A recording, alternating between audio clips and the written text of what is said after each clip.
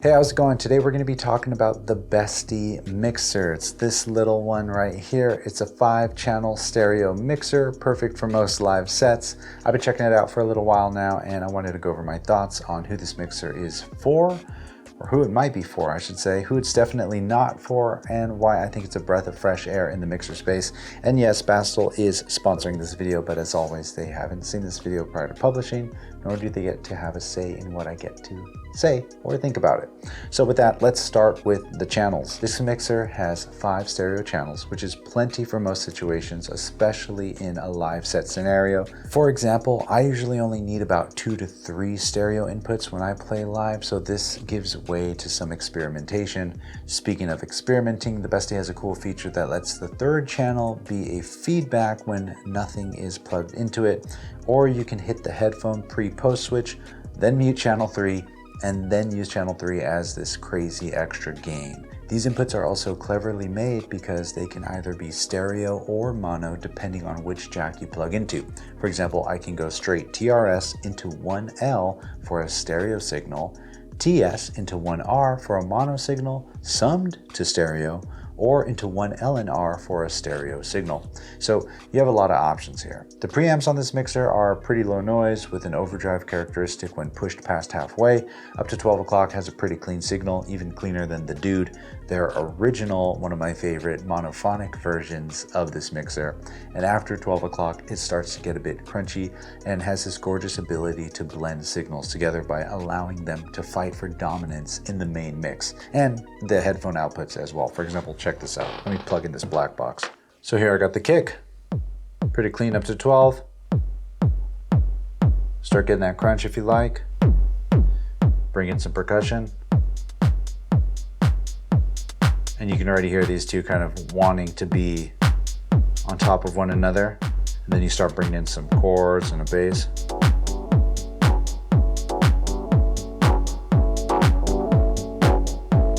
Right, and then track 3, like I said earlier, you mute it, hit the pre-post switch, and then this just acts as wild gain. Or we can unmute it and then have it act as a feedback. I'm gonna turn this down so we don't blow our ears out.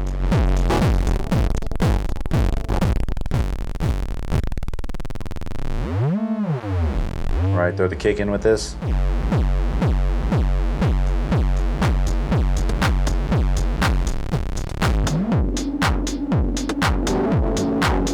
Get as crazy as you want.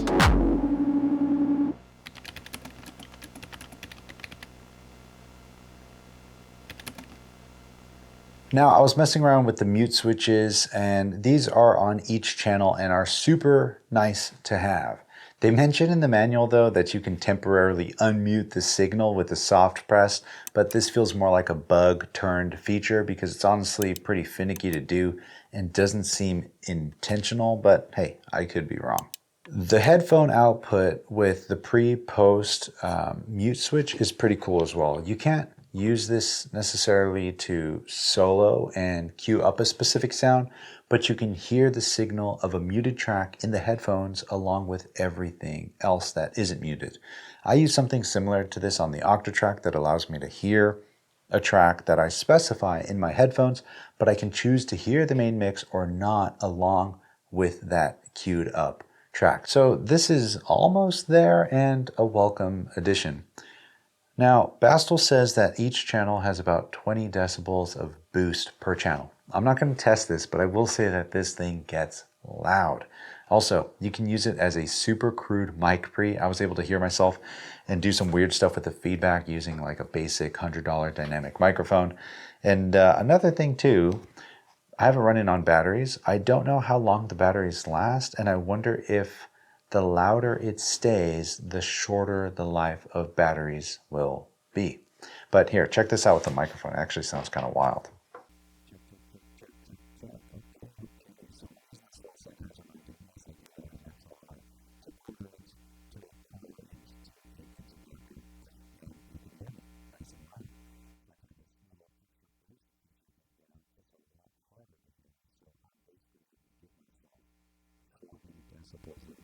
But you can do some weird stuff with the feedback, so check this out. I'm trying this down.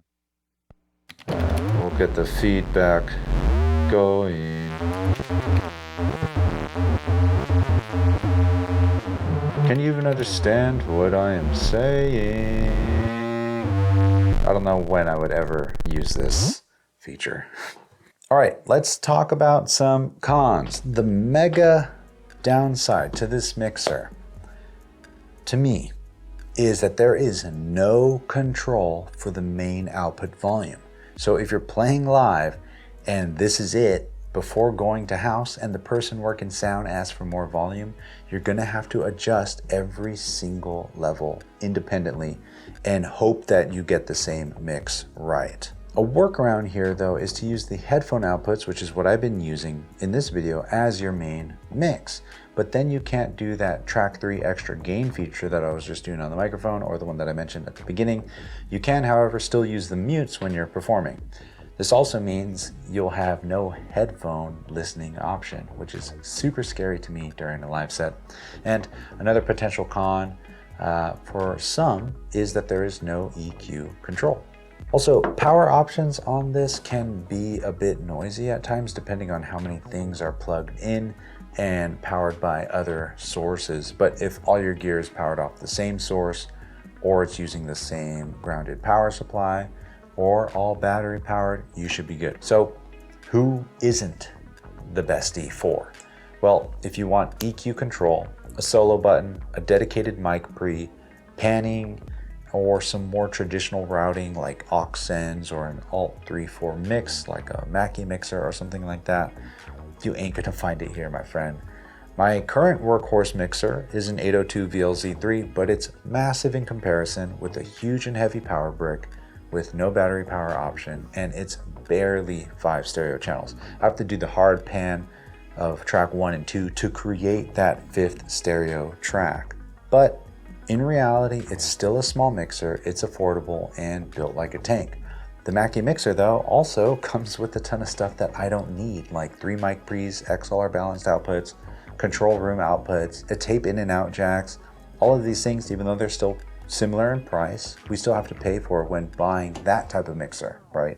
And we still have to deal with the weight and the size of that type of mixer. So having another option that is bare bones and super utility is a nice addition to the world of mixers. Overall, I think it's a great little mixer for somebody who wants a mixer that is small, battery powered, and super straightforward, no nonsense for your live set, or like a simple summing mixer that can really gel or boost some signals together, like in a compact creation, a live set, maybe for a feedback artist, or just messing about in the studio.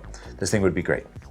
Anyways, it's always so good to see you. If you enjoyed this video, here's my previous video on the Dude with some sound examples that I think you'll enjoy. Until next time, share the love, share the knowledge. Knowledge is power. Peace.